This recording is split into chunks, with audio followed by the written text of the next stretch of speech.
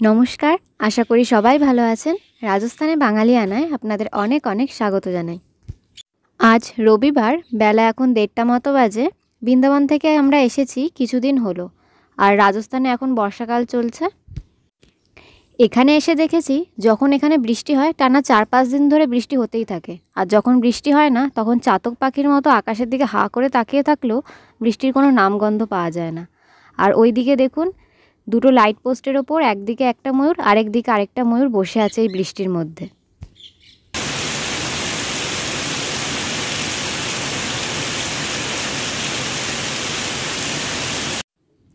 তবে বর্ষাকালে যদি এখানে পর্যাপ্ত পরিমাণে বৃষ্টি না হয় তাহলে গরমকাল আসলে আর জল পাওয়া যাবে না। এবারই তেমন খুব জলের কষ্ট হয়েছিল। যেই চাপকলগুলোতে, চাপকল তো নয়, এখানে এখন মোটর বসানো আছে, সেইগুলোতে যেগুলো 200-250 ফুট পাইপ রয়েছে মাটির নিচে, সেইগুলোতে এবার জল পাওয়া যাচ্ছিল না। 300, 350, 400 ফুট যেগুলোর পাইপ রয়েছে মাটির নিচে, সেইগুলো থেকে একমাত্র জল আসছিল।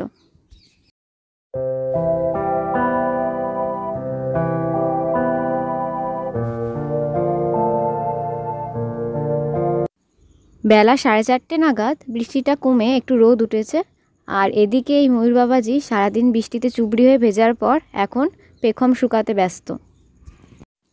রাজস্থানে এখন সন্ধ্যা হতে হতে 7:30 মতো বেজে যায়, তাই 6টা পর্যন্ত ভালোই রোদ থাকে। আসলে আমরা পশ্চিমবঙ্গের থেকে সূর্যোদয় আর সূর্যাস্তের দিক দিয়ে 1 ঘন্টা পিছিয়ে আছি।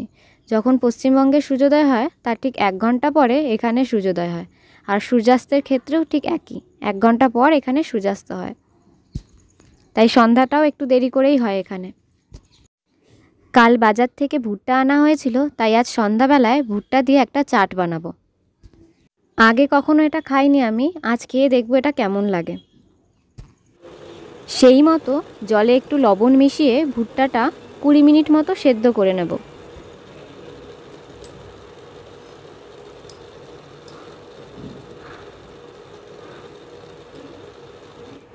কুড়ি মিনিট পর ফিরে আসলাম, দেখুন ভুট্টার কালারটা পুরো চেঞ্জ হয়ে গেছে, তার মানে বুঝতে হবে যে ভুট্টাটা পুরোপুরি সেদ্ধ হয়ে গেছে। এবার ইন্ডাকশানটা অফ করে ভুট্টার দানাগুলো ভালো করে ছাড়িয়ে নেব।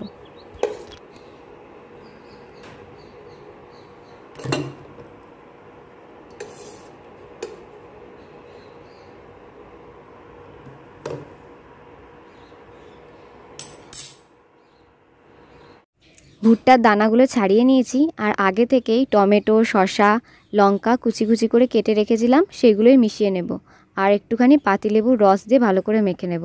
আপনারা চাইলে পেঁয়াজ, ধনেপাতা দিতে পারেন, কিন্তু পেঁয়াজটা বর বললো যে খাবে না, আর ধনেপাতা বাড়িতে ছিল না, তাই আর দেওয়া হয়নি। আর একটু ভাজা মশলা, সস আর বিট লবণ দেব। আর এইবার ওপর থেকে পুরো অর্ধেক পাতিলেবুর রসটা ভালো করে ছড়িয়ে দিলাম। এক হাতে ক্যামেরা ধরে আরেক হাতে ভালো মতন বানাতে পারছিলাম না, তাই শেষে বরকে বললাম যে বাকিটা সস আর বিট লবণ দিয়ে তুমি বানাও। আমার তো ইচ্ছা হবে না।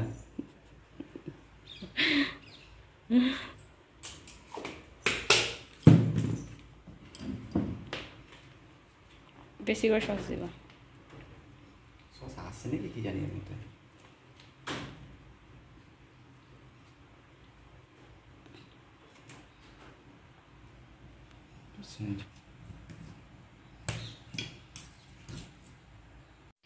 এই চাটটা বানানো কমপ্লিট হয়ে গেছে। আমার ব্লগটি যদি ভালো লাগে তবে অবশ্যই লাইক করবেন, কমেন্টে জানাবেন যে কেমন লাগলো।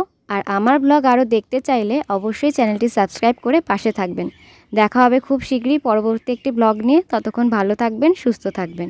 আর এই চাটের রিভিউ দিতে গেলে বলতে হয়, চাটটা কিন্তু খেতে খুবই ভালো হয়েছিল, আর এটা খাওয়া স্বাস্থ্যের পক্ষে কিন্তু ভীষণ উপকারী। যাই হোক, আজকে এখানেই বিদায় নিচ্ছি, দেখা হবে খুব শীঘ্রই।